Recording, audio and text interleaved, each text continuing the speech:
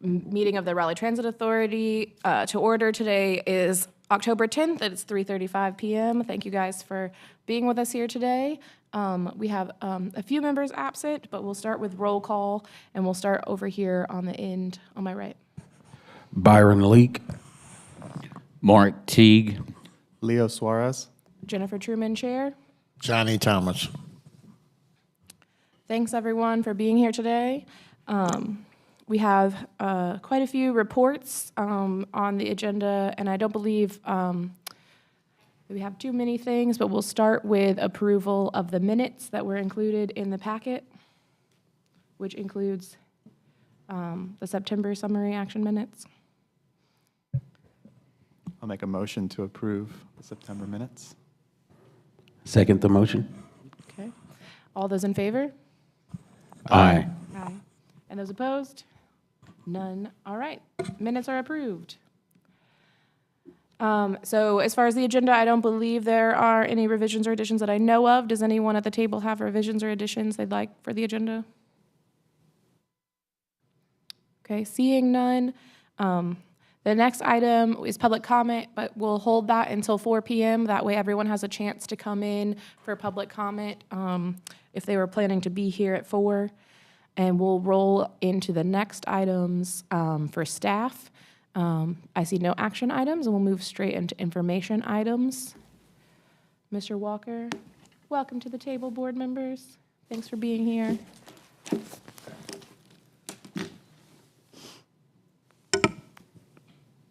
Who's handling the first staff information? Looks like transportation and treats. Oh, you guys can scoot on down because we knew a couple people wouldn't be here, so I think, yeah, Dr. Ruth, if you could scoot over your name tags in this chair. You've been promoted. And Ms. Johnson, you as well.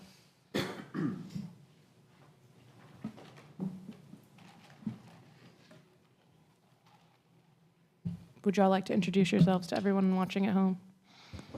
Terrence Roof, pleasure to be here. Nardra Johnson, hello. Thank you.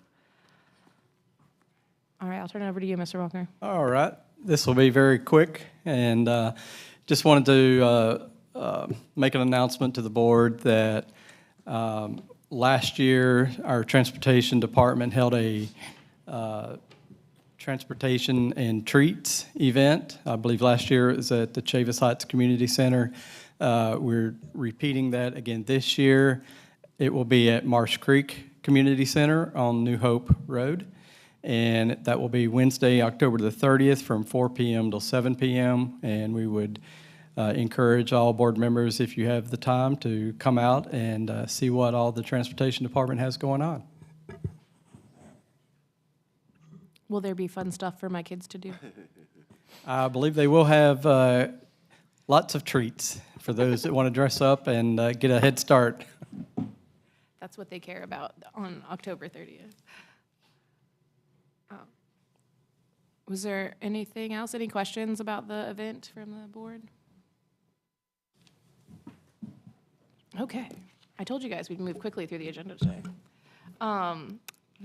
Before we get into committee reports, I'll just add a note that the Community Engagement Office came to chat with us at all of our committee meetings. Thank you for doing that. We appreciate that. We're working through a couple of items that we talked through in committee, just in terms of finalizing our bylaws and how things work with our chair, vice chair, and a secretary role, because every board in the city is unique. And so as community engagement comes to us and talks through the expectations for all the boards, we're just working with them. So myself as chair and Ms.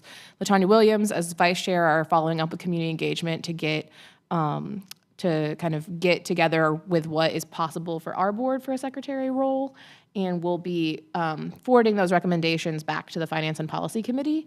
But after talking with Finance and Policy in their committee meeting, they have been doing a lot of hard work on the bylaws over the last couple months, and so we wanted to just take some of that weight as chair and vice chair to work through the details and give you something that we hope will be a solid recommendation.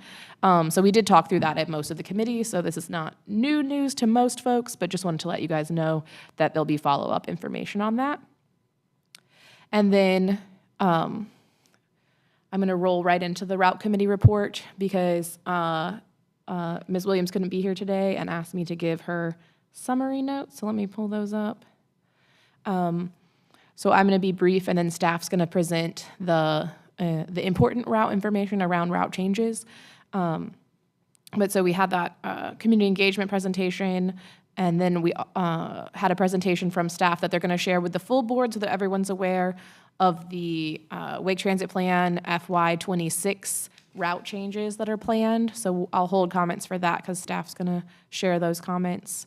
And I'll just say that we also discussed en route a small construction update on the Pool Road facility. They're working on the design for that expansion, and the RFQ for that is open and is due back. Is that correct, Mr. Walker? Actually, on the Pool Road expansion project, the RFQ was awarded, Okay. and we're at about 30%, well, we're not at 30% design, but we're well into the design process for the additional office space at the existing Pool Road facility and 3 additional maintenance bays that will be able to serve our articulated BRT fleet. Got you. And the RFQ is out for the other project, which is? That's the ADA. The ADA Go facility. Raleigh and Go Wake access facility. Thank you for setting me straight.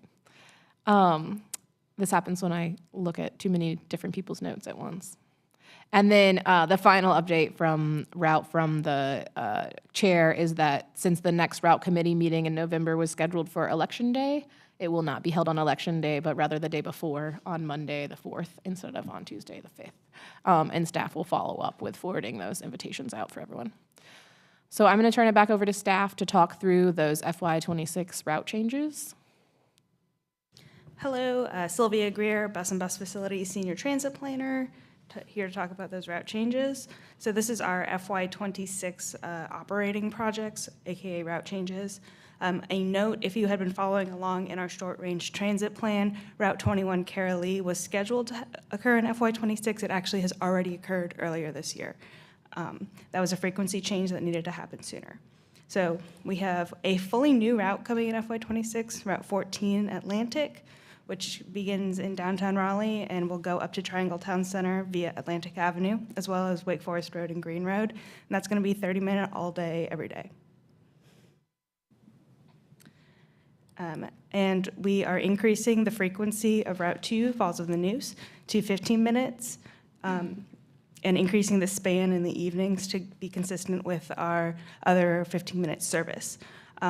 Weekday evening on this chart and in the short-range transit plan does say 60 minutes, which would be a decrease in service. It will not be doing that. It will be a 30-minute minimum evening route in the weekdays. All right, those are the updates. Any questions?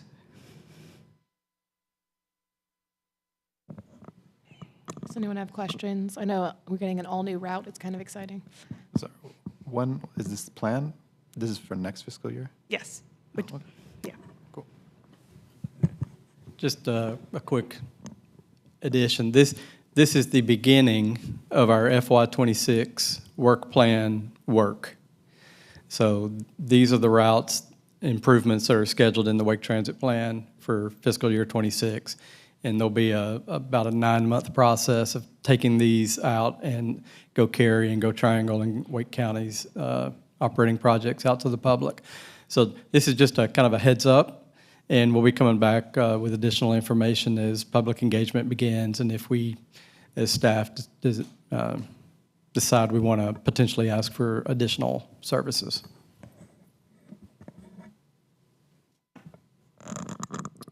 And those updates will come back through the route committee and back to the full board. I mentioned this, I think, in committee, but I think whenever we see an all-new route, it would be great the next time this comes back to us just to see more details about how the stops and exchanges with other routes will happen for that one. I know you're still planning those, and so you may not have them now, but so as it comes back, if we could get more details on that. And then it came to me as we were talking through, just because we've already implemented the frequency additions for the 21 previously, just wondering as staff considers what we might implement in FY26, if there are any things that are further out and slated for FY27 or 28 that may make a sense to implement in FY26, as well. Yeah, that's part of the kind of summer planning process that our team has.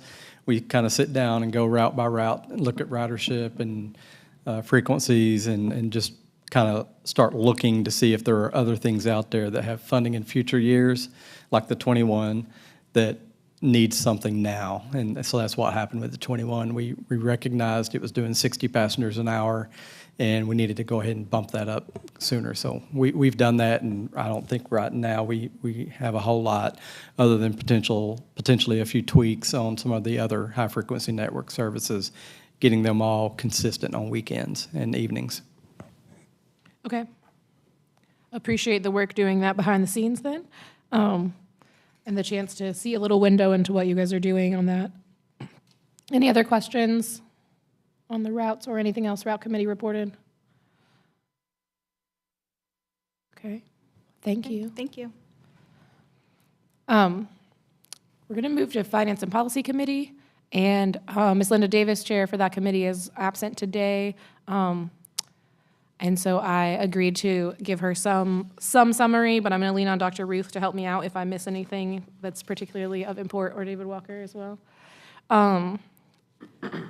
So again, they talked about the board member roles and training from community engagement, and then had a discussion about how we have been documenting our decisions and our minutes and things like that.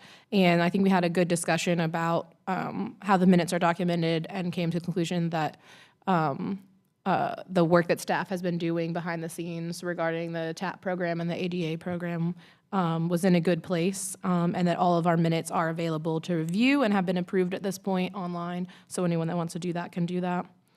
And then we also talked through a little bit about just fair policy in general and how the TAP program is running. I don't know, Mr. Walker, if you want to include any updates on where we are with the TAP program in this report.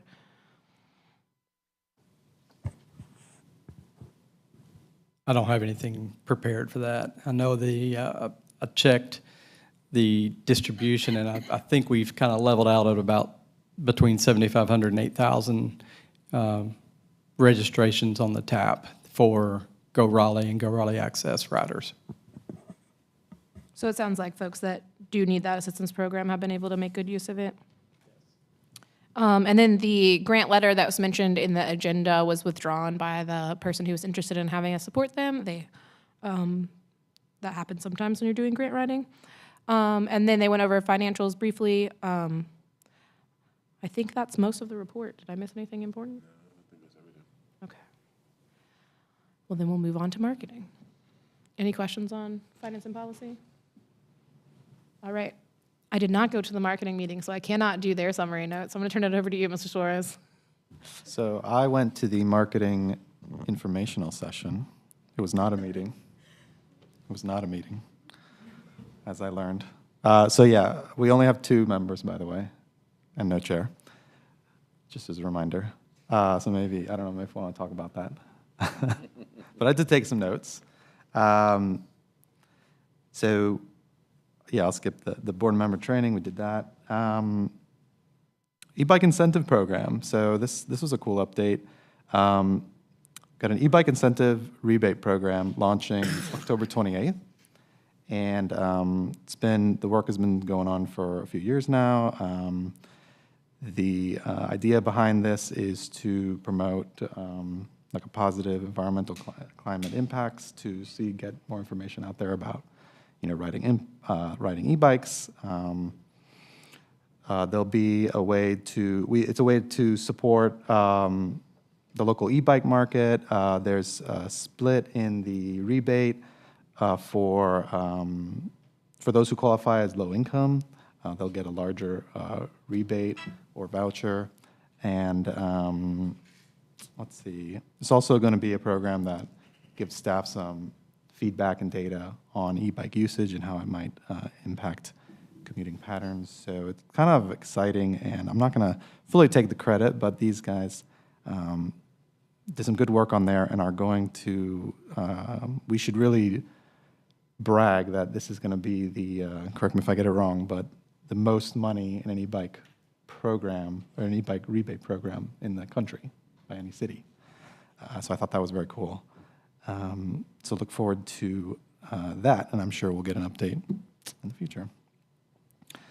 State Fair ads, we'll have the State Fair shuttle running from Triangle Town Center, $5 round trip, $4 one way. So that's good. We reviewed Tri-Transit Week back in September, and really talked some marketing metrics. Overall, it was pretty business as usual, I think, at our informational session.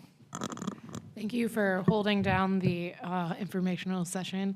We've been waiting for some new alternate members to be added and appointed to just make sure that we had a good balance after our couple of members left with our committee. So we're overdue for doing a double check with everyone on which committee they'd like to be on, and also which committees they would like to chair.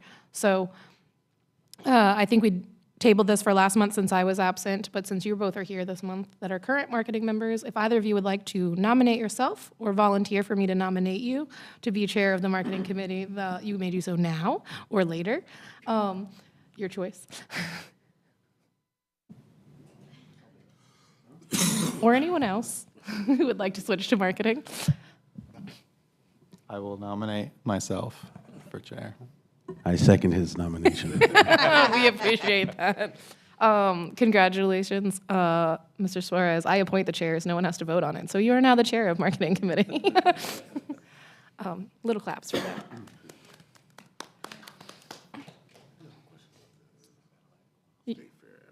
Sure.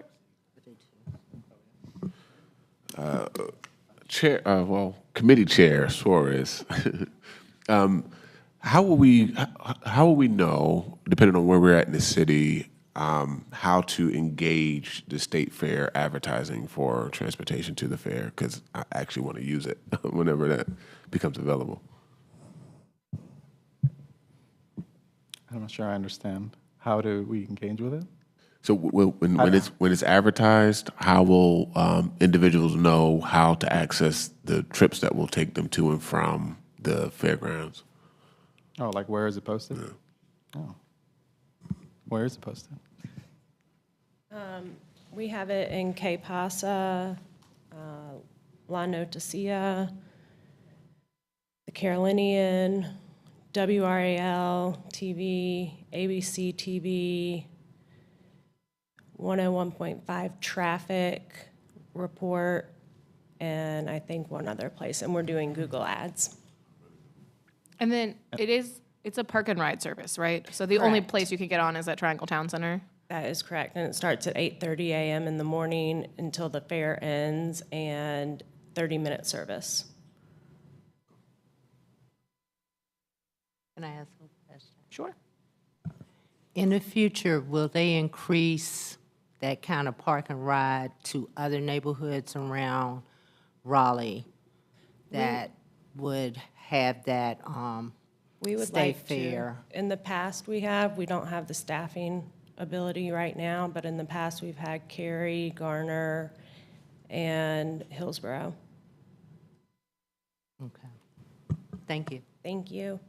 Just one question. So with people who have passes, is this different from them? They'd have to park and ride, or they can use their pass for, so you have to do a park and ride for that? Correct. Okay. Yeah, regular system passes do not work on the State Fair Park and Ride. That's a separate service.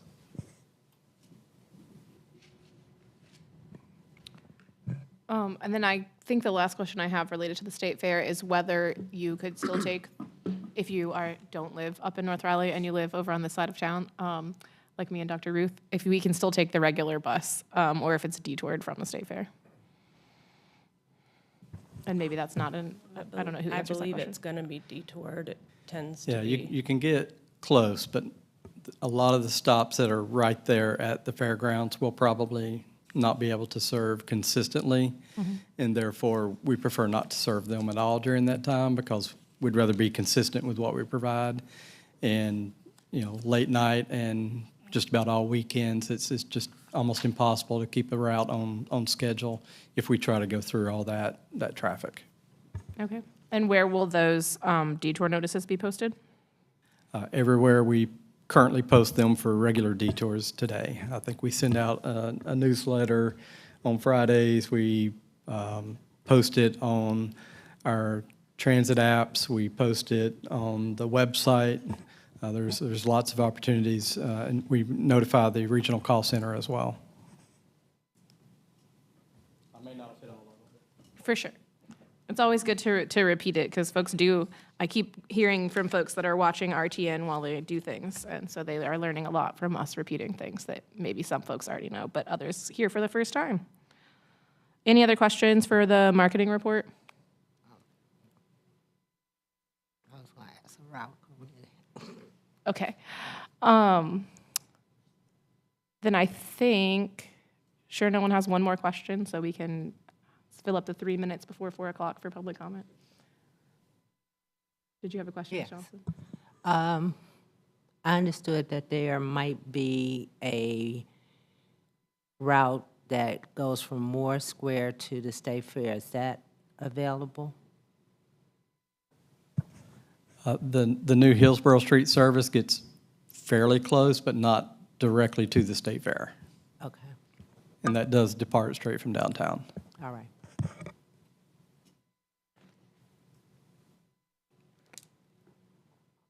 Thank you for that. I think we have a few folks that are already here for public comment, correct? Okay. And if other folks want to sign up, we'll go ahead and start a few moments early on public comment, and then we'll do the rest of the general manager's report and performance reports after that. Thank you for signing up. I've got one person on my sign-up list. I see other folks that may want to speak. So if you do, please let us know. But we'll start with Karen Overstreet, who wanted to speak. Come on up. There's a microphone at the podium. And since it's just you, we won't give you a timer, but we will just ask you to be succinct with your comments. Good afternoon. Basically, my reason for coming to this meeting today was to voice some concerns I have with Go Raleigh and their services that they are providing and basically not providing. My concerns, because I moved here to North Carolina like 7 years ago. Love the transit system to get around because I'm from Oklahoma. So everything's spread out there. Everything's a little more compact here and easier to get around.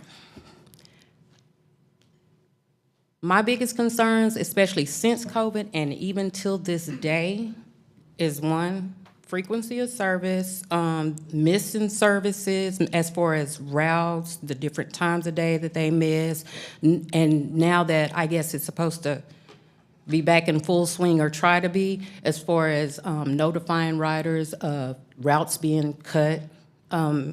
Any detours, they say they will go ahead and do that, but as far as routes being cut and missed, those they're not doing. My other concern, the conditions of the inside of the bus. Drivers don't have to sit on those seats. But you do need to be letting your supervisor know, hey, my bus needs to be cleaned. I've been told by a supervisor, I need to let them know about the conditions before they're going to be even addressed. You can have a driver, not just one driver, but several drivers driving different buses all day long. And you mean to tell me, y'all can check, they can check for their air in their tires, they can check for any other internal problems they may be having, but as far as the condition of the bus to sit there in it, I call it the COVID mobile. Wow. Because it is nasty. And we're to the point where it's like I would have to bring like a little plastic bag with me just to have something to sit on sometimes. Sometimes you'll get in there and you'll see the buses and you're like, why is that paper on the seat? It's because it's wet, whether it's from urine, alcohol, beer, whatever. And it's not just one or two seats and it's not one or two buses. It's the entire fleet. They're not concerned at all, because I feel like, well, I guess if you don't have to be a passenger and actually ride in that, it doesn't concern you until somebody brings it up, and then it's not addressed, really. I have a video that I was lucky enough to actually record, which was kind of sad, but I had to notify a bus driver that an individual on the bus had an open container. Not of beer, it was wine. And while he's sitting there just going on and talking and slurring and everything, you know, a lot of times people and bus drivers block that out. I get it. But I don't think he really realized what he was blocking out until I brought it to his attention when I was getting off the bus. And this incident was today when I was on my way here. So, with that being said, it's a lot of things being overlooked, not looked at all, and just not concerned with.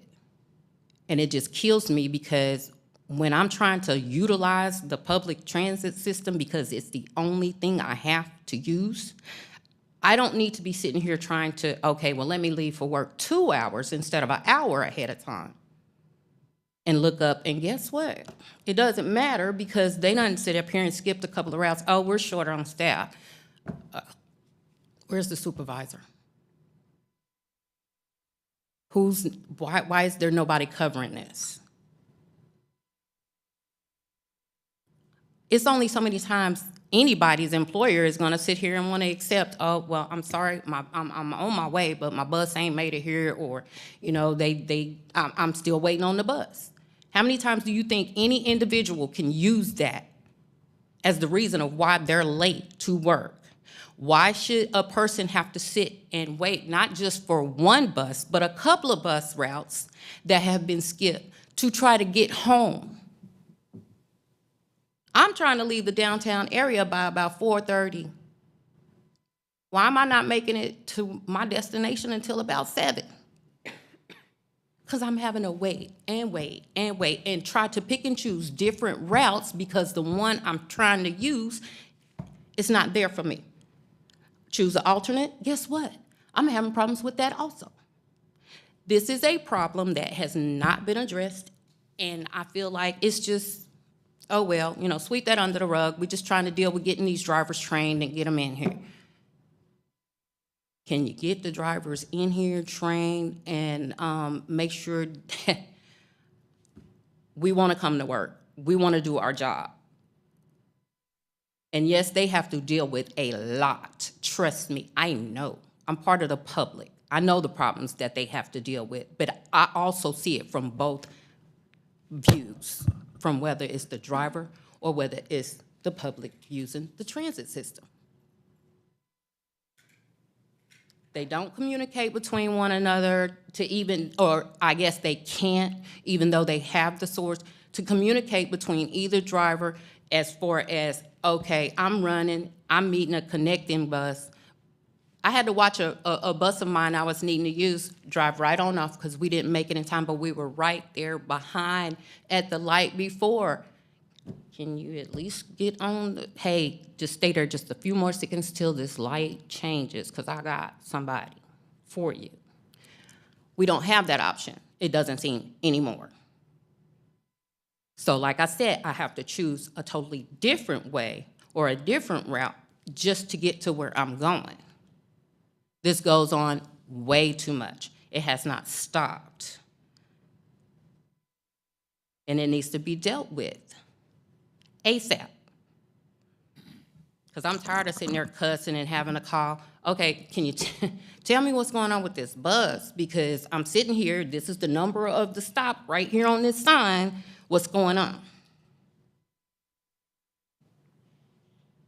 So this is the main reason why I'm here, because I am livid. I have no other options. Thank you for coming today. Thank you for your comments. We do hear you, and we appreciate you taking the time out of your schedule to come here and take the bus to get here. I will say that as a board who talks to the operations staff, the next thing on our agenda is the general manager's report. They're required every month to give us reports on performance, on missed trips, that you're talking about on customer complaints and driver complaints and things like that that occur. So I know that it may feel like sometimes you're complaining into a void, like many of us feel when we complain various places, but that's not the case. They do review when those reports come in, and they do take them into account. So since they're going to get up, I'm going to let them speak to the actual like operational policies in terms of how buses get cleaned and how they handle missed trips and things that you're asking about, rather than addressing those directly. But I did want you to know that those are not just metrics. We recognize that there's a person and a story behind all of those metrics when we look at them every month, and we do ask those questions and try to hold folks. We can't be perfect, and there will always be some missed trips, but we are trying to do better on those things, and we have increased drivers. But I'll let the folks from RITP Dev speak to that more directly since they're in it. But thank you for coming today, and please know that your comments are heard and considered. Thank you for hearing me out. I appreciate it. For sure. Oh, sorry, Mr. Leek wanted to ask you a question. If you are, if you'd like to say, I mean, this is just from my knowledge, so what routes specifically have been issues for you? The number 1, the number 2, the 23L,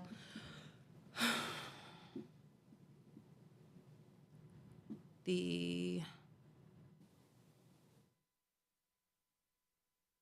1, 2, the 23L are the main ones. Okay, that thank I you. have the most issues with. Thank you. Thank you. Were there any other public comments? Okay. Since we started a minute early, I wanted to double check on that. The next thing is the general manager's report. Who's here from RITP Dev to give that report today?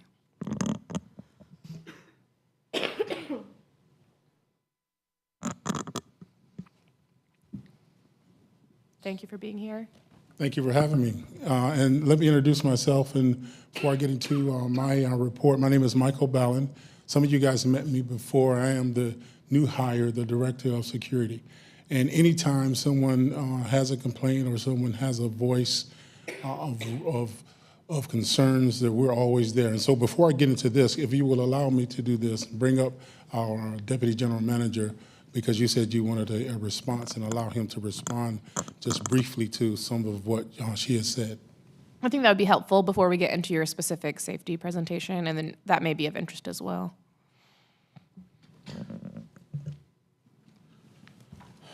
Good afternoon. My name is Brian Andrews. I'm the Deputy General Manager for Raleigh Transit. I was going to kind of talk a little bit about the passengers' complaints kind of in my presentation, so we're going through the KPIs. I'll kind of touch a little bit of that now. First off, I will have to, apologize personally for you not getting where you get to in the buses, not being clean. Your concerns are heard. It's no secret, and I think they've, talked to this previously, that, we have a bus operator shortage, and it's not just Raleigh, but it's just across the region, right? I kind of mentioned this last time, that we are doing everything we can and then some to try and get operators in the door. As far as what we've done so far this month, what I will say is that we're trending up, and we are getting people in the door, the right people. We do have people who we hire who think they want to do transit and they leave, right? So you get them in and they go, because you said it yourself, this is a tough job to do. We need 241 bus operators to operate our service, right? To get all the buses out and do everything we need to do. Currently, we have 218 available bodies, and we have 20 in training, so that gets us to 238. Now, considering those 20, if all 20 of those make it, right? So people are always coming and going. When I give you the 218 number, that's all the bodies we have available, but that's not including what we call hard down, so people who are out on FMLA or sick. Unfortunately, you need a body to operate the service. A lot of times when you need a supervisor, they may not be available at the terminal. You know why? Because they're driving the bus, right? Everybody is on deck right now. Everybody's driving, and we hear you. The only thing I can say is that we're doing everything we can. Right now, it's looking very promising for us. We have hired a full-time a full-time recruiter right now who's doing everything as far as getting out in the field. We're bringing people in the door with a CDL license. Unfortunately, a lot of people don't want to drive buses anymore, and those we do hire come in the door with what we call the CDL permit. And unfortunately, the lead time for somebody bringing them in the door is about 6 to 8 weeks. So they're not what I call shovel ready, but we do try and find those individuals that have previous transit experience. And what we've done is trying to fast track those individuals and have more of an abbreviated program for them, more like a 3 or 4 week program to get them out of there quicker. You know, at the same time, we want to get people in the door and get them hired, but we want to make sure they're safe. You know, we have a lot of routes. You know, it's a lot to learn. So it's not just about driving the bus, but we want to make sure the customer service piece is there. The fare box has now come back online, so that's a whole nother component now that they have to learn.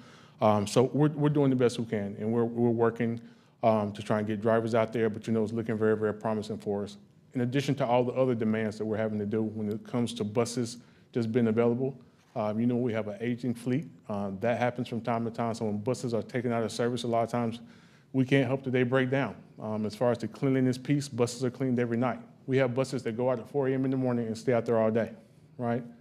They get trashed. And you know, some of those routes we can't control. We have all kinds of people with all kinds of stuff riding the bus. And I've seen pictures, the bus goes out clean in the morning, but when it comes back at 5 o'clock, yeah, it's pretty trash, right? But we have a team who works nightly to try and, you know, keep those buses clean. As far as the seats, I know we have, working with the city, we're getting ready to start replacing a lot of those seats because we understand that they are clean, but their vehicles, they go hard, and we're transporting thousands upon thousands of people in those things. And of course, they're gonna get dirty. But like I said, I really can't, you know, make any excuses. We understand we do have issues, and we're doing our best to try and work with them. If there's ever a time where you know, have issues about, you know, getting somewhere or your bus is late, you know, call the 45 ride number, call our dispatch number. You can meet with me after this. I can give you my number if you want to call if you have issues, and then I can reach out to somebody to make sure that we're trying to get your issues addressed. But that's all I have. Anything for you all? Definitely appreciate the specific answers on those items. I think those are things that we're frequently asking about when we look at KPIs.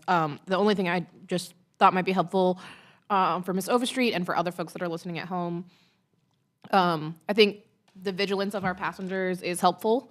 Drivers can't see everything or know everything. Right. And so what's the best way for passengers to report if they do see things like cleanliness or misbehavior of various and sundry not good things happening on the buses that we might see as we're riding the bus? Yeah, a lot of times what operators face is, you know, you may have somebody on the back who has an open container, but we have a bus full of people, right? So what the operator has to do in his mind is determine, okay, do I stop this bus, right, to call RPD, who may take 15 to 20 minutes to get there, or do I try and get this bus to the terminal to get the rest of these people off on time? So those are the kind of dilemmas that they're faced with, right? But if there's something, of course, if it's dangerous, let the operator know, just so we can address those issues. If there's issues where you mentioned, you know, soiled seats or something like that, what we're gonna do is when we get that bus back to the terminal, of course, we're gonna call our maintenance team, we're gonna take that bus out of service, and we're gonna address that immediately, just because, like you said, we don't want, you know, what you call COVID vehicles around here, that sort of thing. So we address those, but let's just understand that bus is gonna be taken out of service, and we're gonna address it. However, we hope that we have another bus to replace it with, right? So sometimes, you know, it can be a compound effect when we're addressing certain issues, you just kind of have another issue. In a perfect world, everything would be running perfect, but unfortunately, that's not us. Like I said, we're doing the best we can in trying to deliver the service that I know the passengers and the customers of the city deserve. Thank you for that. Yeah. Go ahead. Can you help us understand the relationship between the number of drivers and the cleanliness? Like, what's the relationship between those two variables for us? The number of drivers versus cleanliness? Yeah, you was referencing trying to improve the recruitment of drivers. I think he was talking about missed trips. Gotcha. Missed trips. Thank you. And Mr. Thomas, you had a question as well? Yes, sir. As an avid rider, I understand firsthand everything she just said. This is my question, I believe she asked. If there is an issue, how can we get it addressed? Who can we call? Who can we contact? Because telling the driver, evidently it's not getting to you. And then there's things with the supervisor, and I'll talk to you outside of here about that. But like she asked, who can we contact if we see problems on the bus?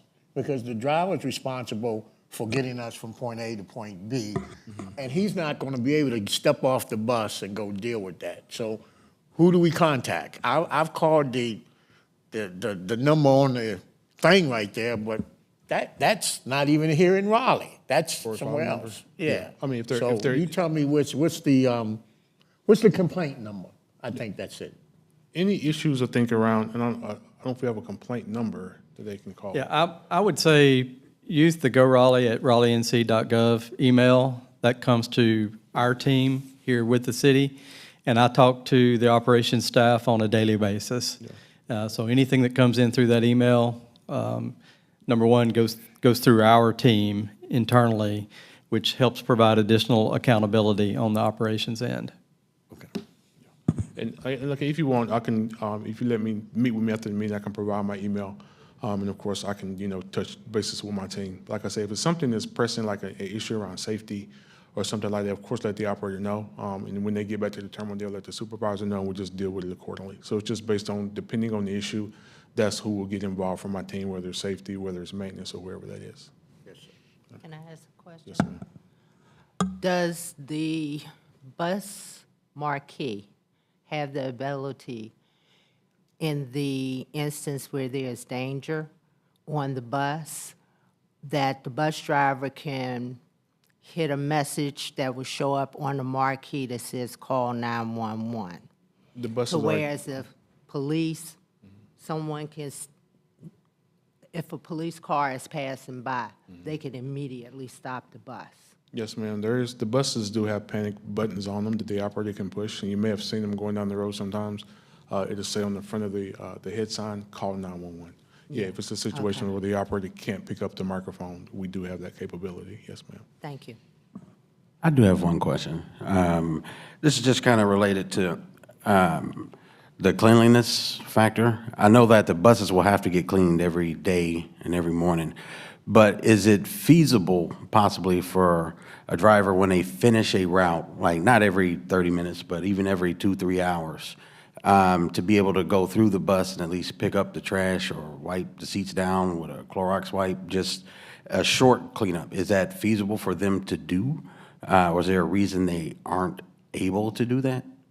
That's something that we've discussed, but I kind of think that may be an issue and something we have to definitely, talk to our union about. But I get it. That's coming from Triangle, being my previous employer. That's something that they did, but those buses didn't stay out all day. They ran those 4-hour blocks and came in, and the operators were required to sweep those buses out when they got back to base. But I don't know. That could be an option that we could possibly explore. Okay. Yeah. So, Any other questions from the board? Real quick, do you still, I think we've talked about this before, but, the report still has that the on-time performance is below the target. Yeah. Do you still tie that to the driver shortage? It is, and that was going to be part of what I was going to address in the KPIs when I went through them. But yeah, a lot of that is because of no operators. We have a certain number of what we call runs that are selected by operators, and because we have a lot of those open, we just don't have any bodies to fill those. But as we get bodies and individuals choose those that work becomes covered, and we don't have to worry about those runs not going out. So by extension, earlier we were talking about new routes. Does that target number of bus drivers goes up in the future, right? It will go up in January, yes. Right. So do you all and staff kind of communicate like concerns over expansion, and like, what does that look like? I was going to make a couple of comments, and I'll address that. Number one, on the missed trips, our ATP dev is held accountable. I meet with them on a weekly basis. On their monthly invoice, they do have both incentives and liquidated damages, and missed trips are part of that liquidated damages. So every trip they miss, it's a $100 penalty to them, in addition to not getting that revenue for that trip that they didn't perform. So they kind of get a double hit, so to speak, for missed trips. So there is accountability, but we do understand that there is a driver shortage.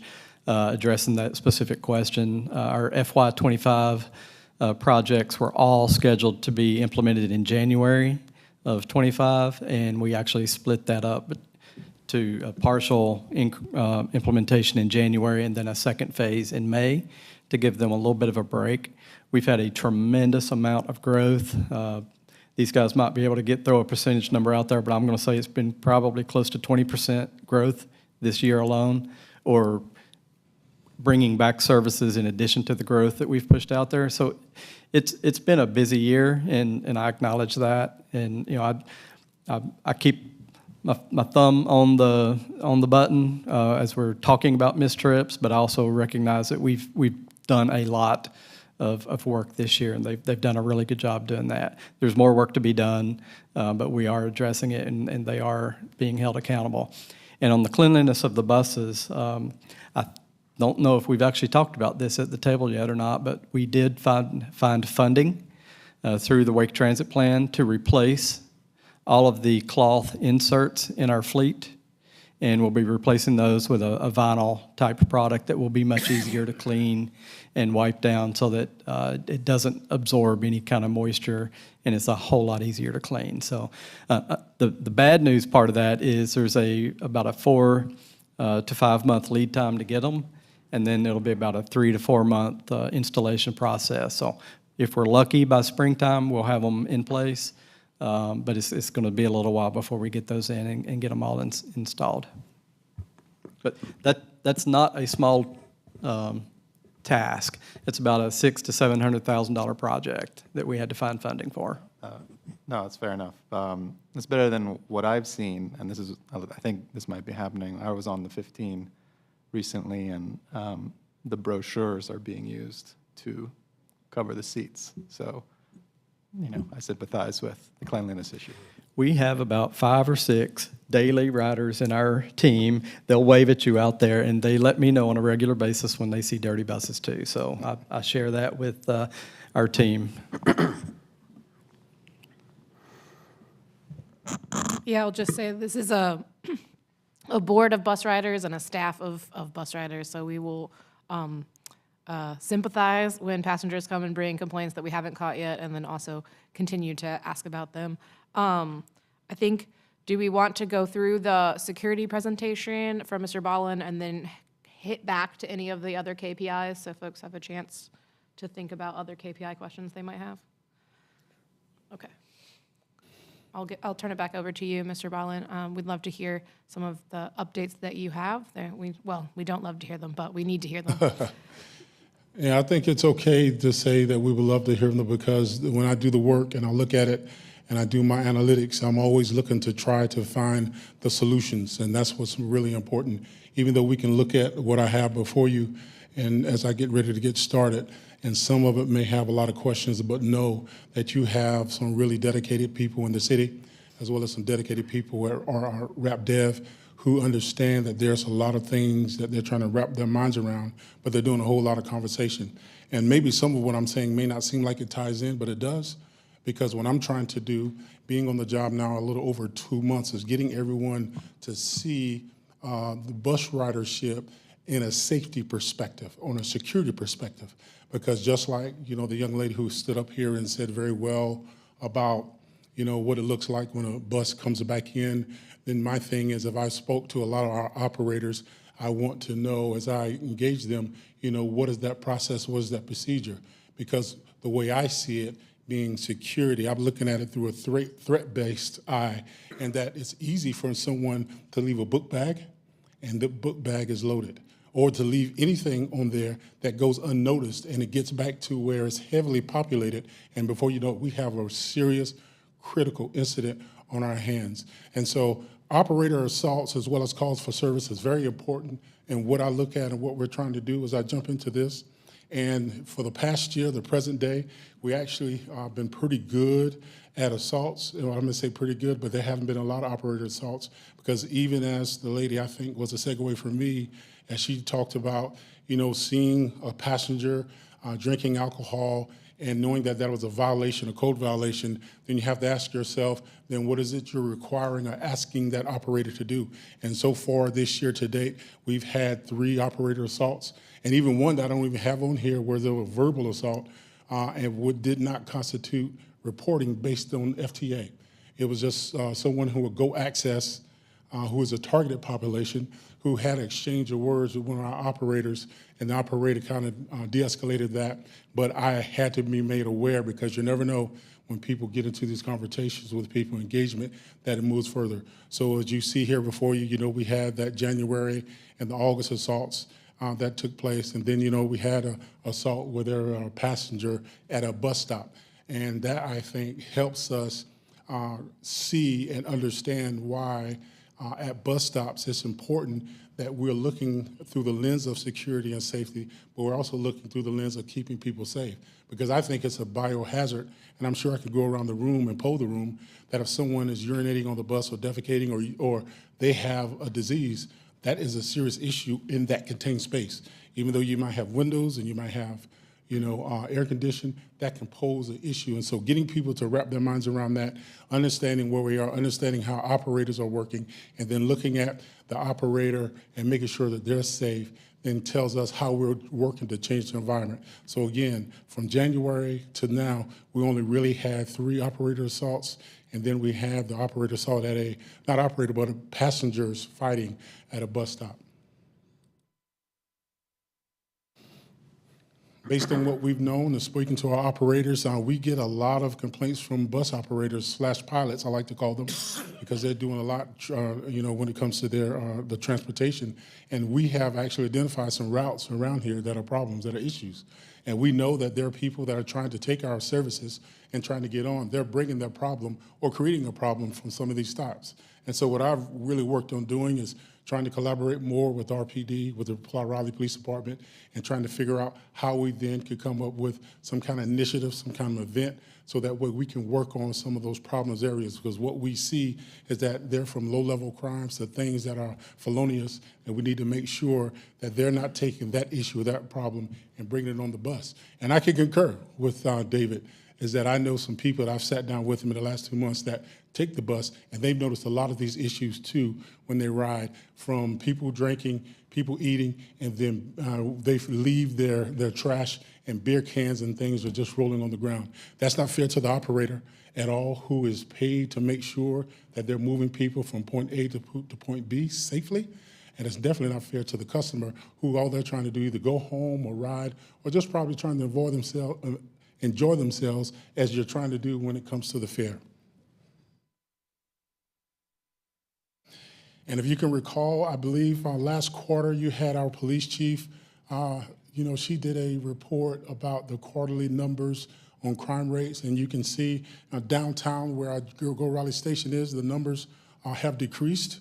And so I'm not going to, unpack that. You can look at that and see, because I believe some of that fits, but then I think a whole lot of it does not fit, because, we have not had any homicides. We have not really had, I would say, those serious Part 1 crimes that you described. But we had misdemeanor issues that we're trying to get around to make sure that we have our services from our Capitol Security Police as well as Special Police, to Raleigh Police Department. What you have now, and what you're looking at, is a report that was generated from Capitol Special Police. Capitol Special Police, they have generated 253 calls for service within Go Raleigh Station. And if we can recall from last meeting, they have boundaries. They go no further than the boundaries that are set forth in their contract. They're to make sure that platform has high visibility, as well as the breezeway, then anything outside that breezeway, but making it back to the platform. So they've kind of generated 253 calls for service. But the other thing that I think that is amazing, that you'll see it on the graph, is that they also work with the police. And that number also shows you how they've been working with the police and making sure that they get the right enforcement action, because CSP, if I can say that, they do no enforcement. They're there for arms, they're there for eyes and ears, and also as a deterrent to make sure people know there's someone there that you can talk to. The note there where it says 480 calls reported, that was calls, as you can see, a collaboration between the platform supervisors and the Capitol Special Police. So I say that because that's what they report, that how they work with the platform supervisors that are there, making sure that they're available for customers when they get off the bus and they report things, or for people that may have issues that are not on the bus yet that are happening in Go Raleigh Station. And just as the incident type, some of those things are people just sleeping or people with code violations or trespassing, but all those things are met with us making sure that we are intervening with the right type of service and not overly, I would say, giving people something that is not there or creating creating a criminal effect, if I can say that, but we're giving them what we know that they're supposed to have. This graph here, what you see before you, it was the total police dispatch calls. And what Capitol was able to show you here was that in the blue graph is how many times they had to call RPD versus the green where they were working together with the platform supervisors and answering those calls of service, again, based on code violations, based on, someone who may have been sleeping or someone who's just trying to figure out, how to catch the bus, or just arguments, because people get into a lot of arguments down at Go Raleigh Station trying to find out where to go and where to get to, but also between each other. There's some domestics, I think, at the lowest level, because no domestic is good. So that graph indicates the work that Capitol is doing with the Go Raleigh or the RTD, RapDev platform supervisors. What I did from there is I wanted to look at how many calls from Go Raleigh Station go to our emergency communication. So I reached out to Dominic Nutter and asked him to look at what kind of calls that came from there and how many were they. And I couldn't put this, I would say, on a graph, what I could have, but I decided just to put it here and show you that, from January to present day, there have been 3,300 calls reported from Go Raleigh Station to either police, EMS, or fire department. And most of those calls, from RPD about security checks, foot patrols, and then those violations that I speak about. And then, of course, EMS and fire, a lot of it is medical emergencies. Because one of the things that we are understanding is that not everyone is in violation of some kind of code if something happens. And a lot of times we're getting people that have medical issues, people that may be shortness of breath, somebody who may have passed out, and then somebody who may have overdosed. And what we're doing is trying to get them the right service. And so those calls goes from there, and those calls have generated for present day over 3,300. And so far, we've been good at making sure that we respond, or the responding agency is there, and they are effective in how they're responding to the people that need that service. The other thing that we have, I would say, that is a growing concern is trespassing. We have a list of trespassers that I would say it seems like it might be a big number, but one of the things I didn't do, and I apologize for that, I should have shown you the matrix with how many people that we ride or service Go Raleigh Station on a month, so that way it give you a good perspective of when I say, oh yeah, we got about over 200, 300 trespassers, because based on that number, that's a very small number based on the people that we are servicing. But there's still the issue, because that list, I think some of them might be outdated and has to be audited, and that's one of the things that I'm working on that has just been handed to me to work on, to try to look through it and figure it out, but also to try to create a better process, because we know that it is a public service. And one of the things I never want to do is deny somebody a service that they have the right to because they live in the city. And so going through that list, making sure that we are trespassing people who are supposed to be trespassed by the codes or by some criminal misdemeanor that because they've been arrested and RPD has moved to trespass them, then we want to make sure that that's right, and we're just not using it as just a tool because it's just something that we can do just to get people out of our hair, right?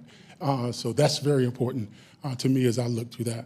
So just know that there's going to be more to that to come, because I'm going to build on that, because I think there's more about that we have to talk about. Because the one thing that I said to the people that hired me or the people that supervised me is that I am not into criminalizing anyone, and I am into making sure that whomever has to use the service, because it is a public service, let's make sure that they can use the service and that we're not just trying to use it just as a tool because we are not having a good day. And I think that's easy for anybody to do when you have something like this, if it's not looked upon or put in a microscope, and then figure out how you create a better process. Some of the initiatives that we have going on so far is that while we're increasing, and I won't read all of this, but I'll just talk about a few things, is just increasing our security initiatives and control conditions.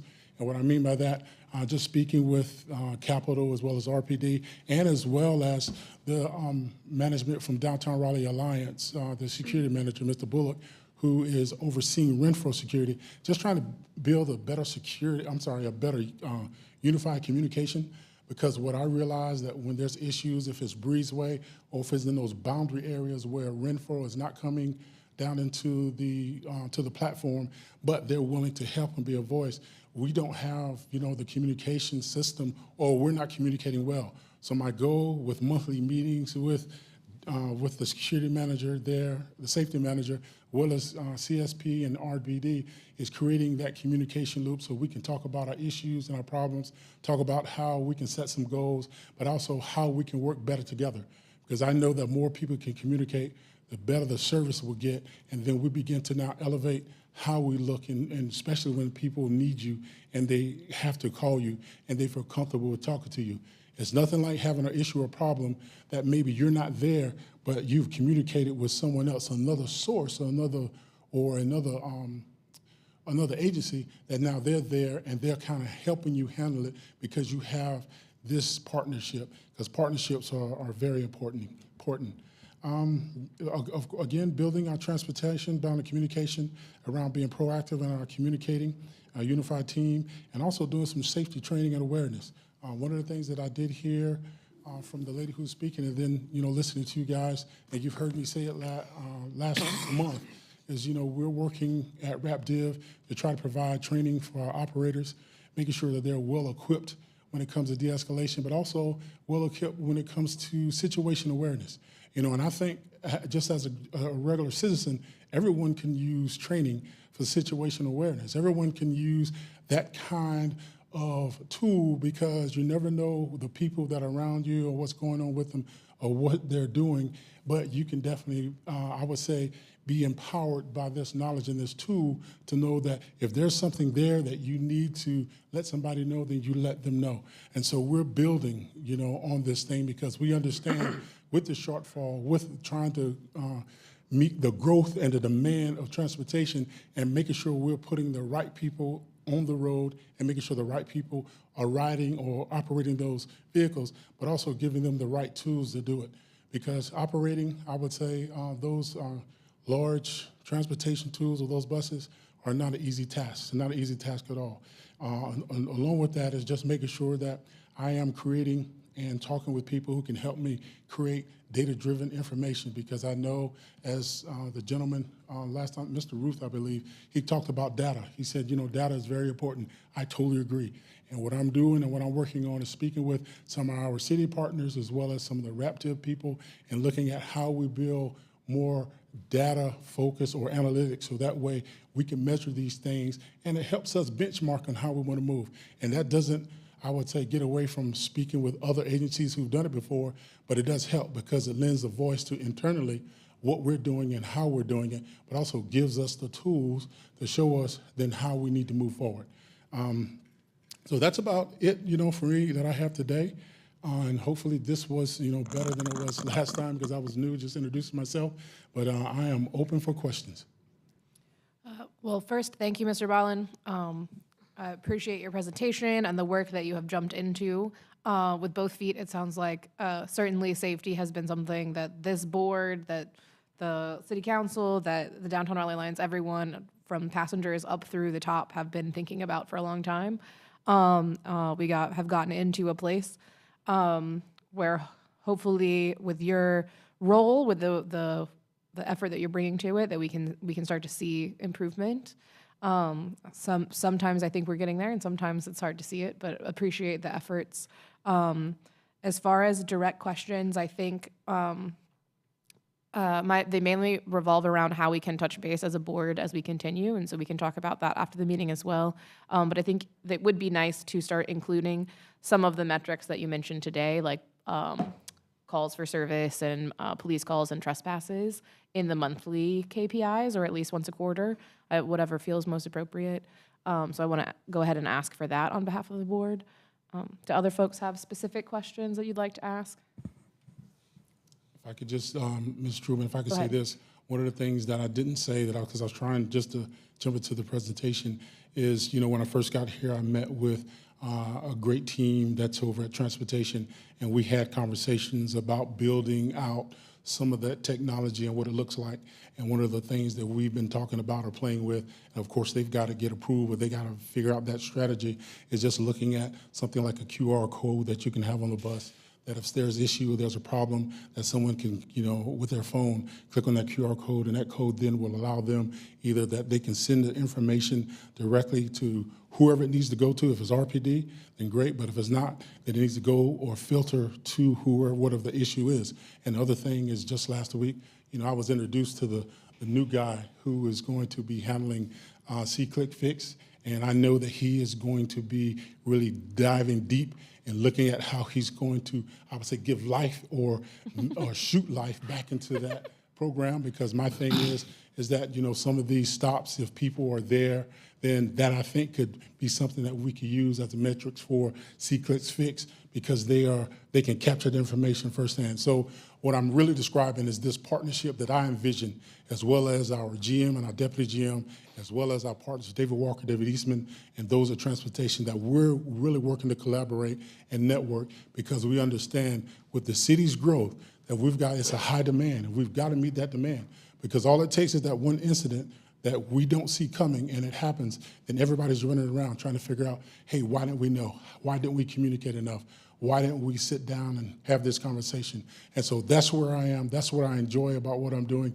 That's why I think it's important. So it's one me, and hopefully in the near future, I'll have maybe 5, 10 me, so that way we can really do some of the things that I think that you guys are looking for, because I love to see more people ride the bus. And I think the way to do that is, one, change the environment, because when you change the environment, you make the environment more appealing, make the environment more pleasant, you make the environment more safe and secure, then people don't hesitate to say, you know what, I'm gonna ride the bus today to work, and then I'll ride it back home knowing that I'm gonna be okay.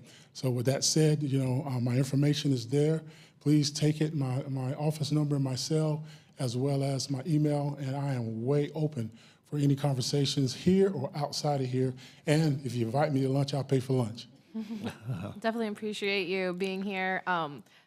This presentation has made all the many countless hours the leaders at this table spent and the staff spent advocating for the funding for your position. We're glad that you're here. Thank you for having me. I'm going to take Mr. Thomas's question in a second, and I just want to note, I think there were two kind of policy level things that you mentioned around customer passenger complaint catchment and around trespassing that I think probably fall within the realm of needing to coordinate with our Finance and Policy Committee, just to have discussions and understand better what you guys are implementing at the very least, and to understand we may have thoughts or advice that may be valuable as well on those things. So since the chair for that committee is not here, I'm just going to say that they're going to handle that in committee in an upcoming month when appropriate. Is that fair, Mr. Walker? And then I'll take questions, which it looked like Mr. Thomas had for you. How often do you go back and look at the videos that are recorded on the buses? Very often, especially when there's an incident and we've received a complaint or a call, especially from RPD, and they are investigating something. But I have access to that, and I go and I check those out, as well as access to the cameras that are there at Go Raleigh Station. Okay, even if there's not a complaint, do you often just look at some of them just to be looking at them?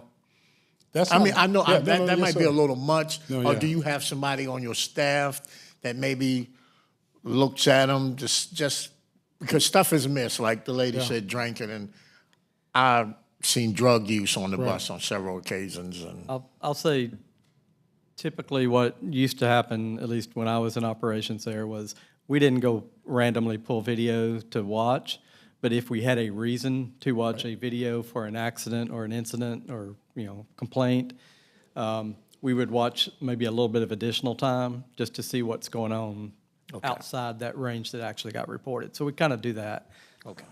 Yeah, and thank you, Mr. Walker, for that, because what we don't have, and I believe why this is good, is that we don't have a big brother 24-hour monitoring, because I think you can get over into some kind of liability or legal issues when you do that, though people are in a public place, and that's only built in when there are serious complaints or issues that we do then take a deep dive.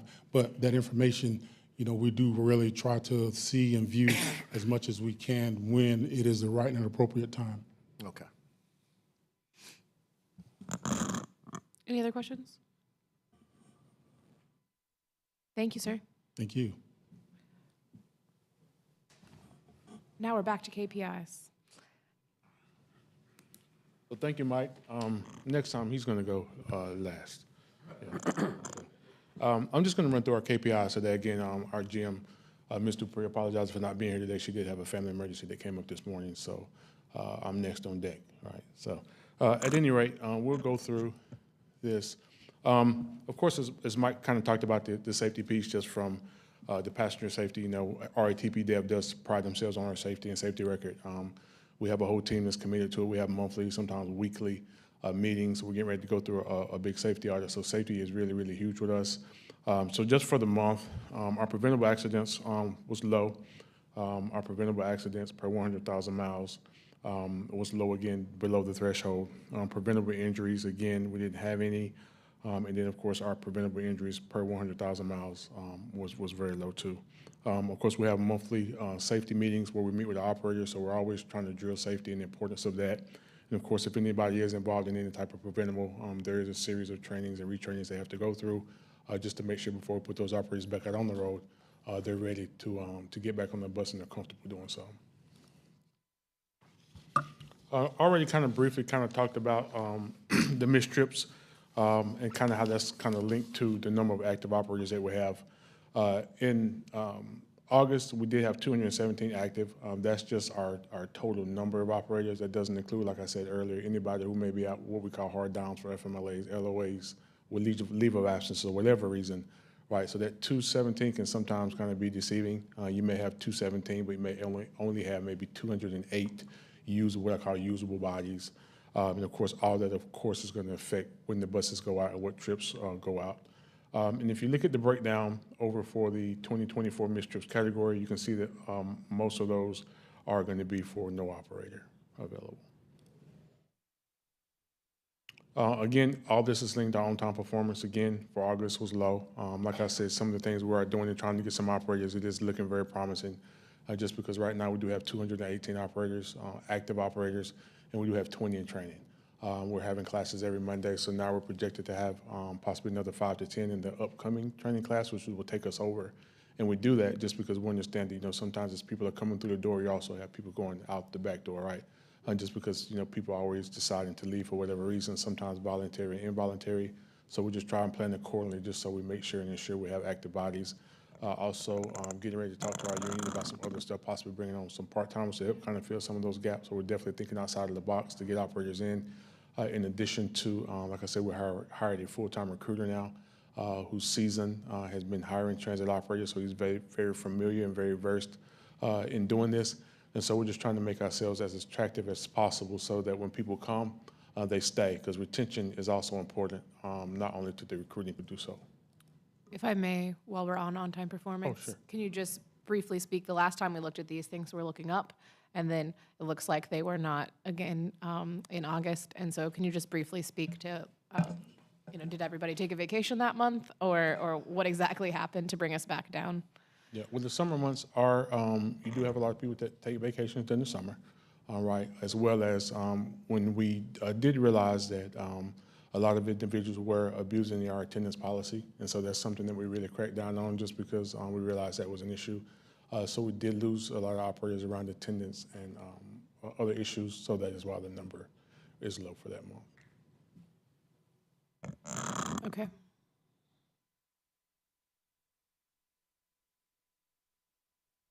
Our PM completion is pretty good as well. Our maintenance manager, Ben, does a pretty good job of getting the buses in and keeping those serviced. As you can see, we have met all of the metrics. He is, however, like bus operators, he is down a couple of mechanics. Just like transit operators are difficult to recruit, mechanics are difficult to recruit as well, just because that is an industry where a lot of people just aren't going to it anymore. And those who are seasoned, those guys want to be paid. So, we're continually and actively recruiting mechanics. But right now, despite the shortage, he's still doing a pretty good job at keeping those buses serviced according to the miles intervals. Looking at our fixed route complaints, our complaints were pretty good for the month of August. We were under 20, and you can see most of those are going to come from the missed stops and missed trips. It's going to be the bulk of those, and a lot of those are contributed to, of course, not having operators and the buses not going out and missing trips.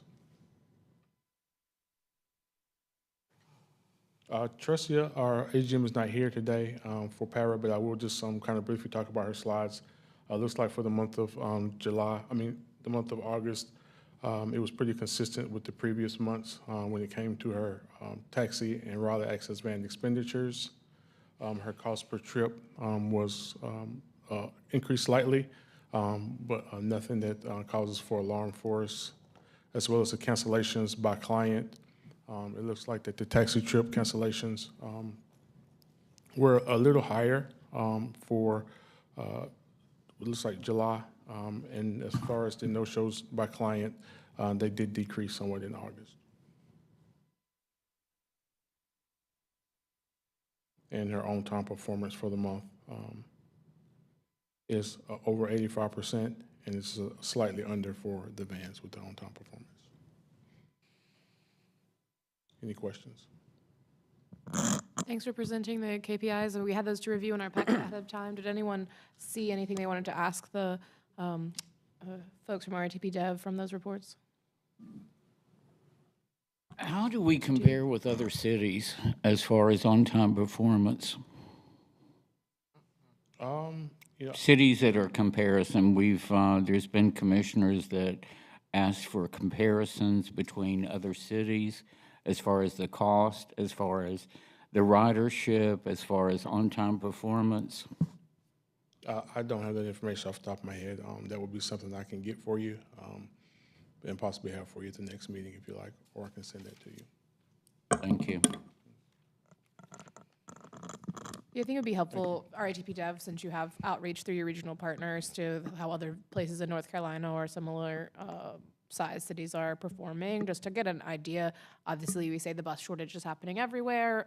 Ridership changes and fares coming back are happening everywhere. So just if there's any kind of comparable data like that we can get some touch points from the other folks, even within your operator network, would be helpful. No problem. Thank you. Other questions? We spent a good amount of time this meeting on KPIs, which is good.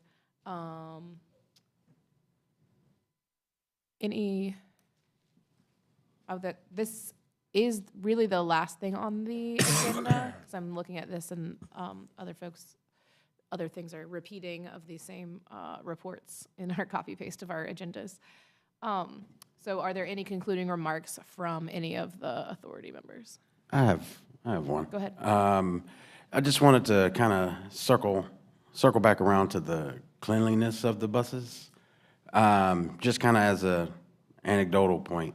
Like, because I understand that even if we spend $600,000 putting the new vinyl seats in, if we're not doing anything to maintain the cleanliness of the bus during the day, then we just have dirty buses with new seats, right? And, you know, it had me thinking, like, just kind of anecdotal. So almost 35 years ago when I'm in junior high school, right, I get detention for having dirty desks and everything. And I had to write, cleanliness is next to godliness, 100 times before I could get out of detention. Now, in this day and age, you know, people may say that's trauma.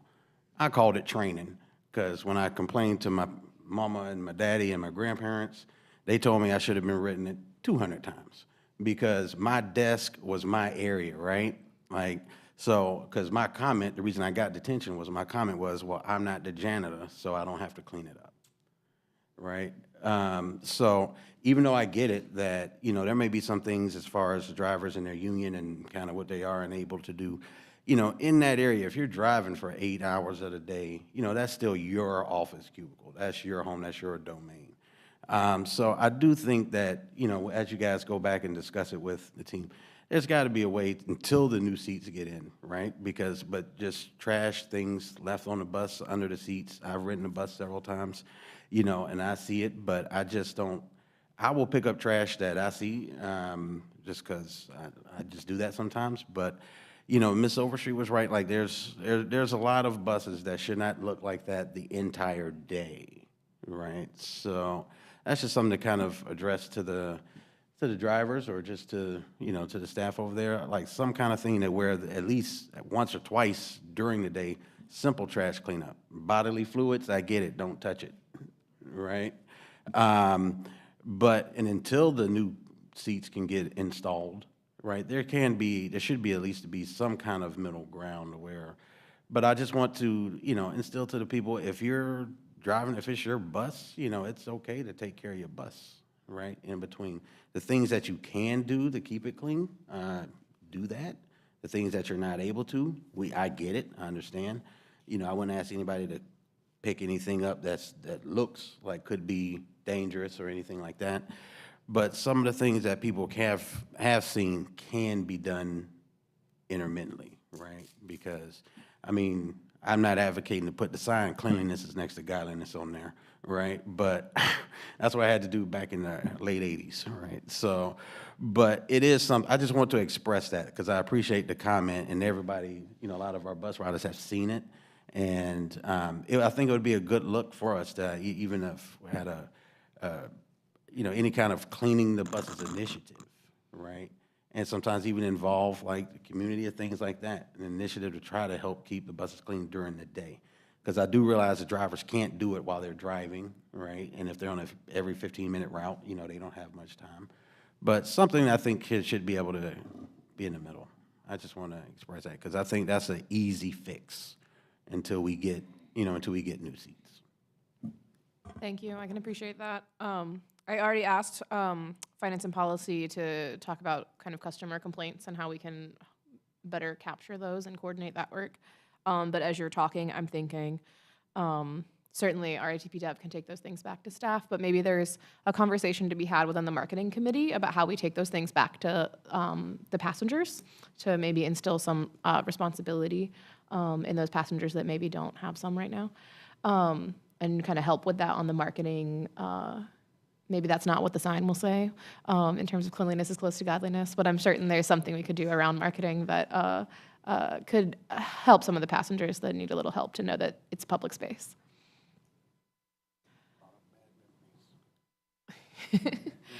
Any other concluding remarks from board members? Yes, Madam Chair. I also want to remind everybody of October the 15th is the White Cane Day. It's the 60th anniversary, and I invite anybody to join us. We'll be walking from Art Space to the Legislature Building, and the governor is going to make a proclamation recognizing the White Cane Day. Thank you. Oh, it's at 9 a.m. at Art Space. Thank you for letting everyone know. Certainly appreciate the organizing all of that, and it's exciting to hear that the governor is going to recognize the day. Other concluding remarks from folks? Well, then I will just take the time to thank Mr. Thomas for being here for his first meeting.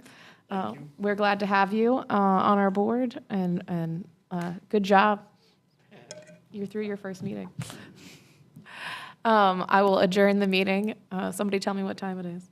Right at 5 o'clock.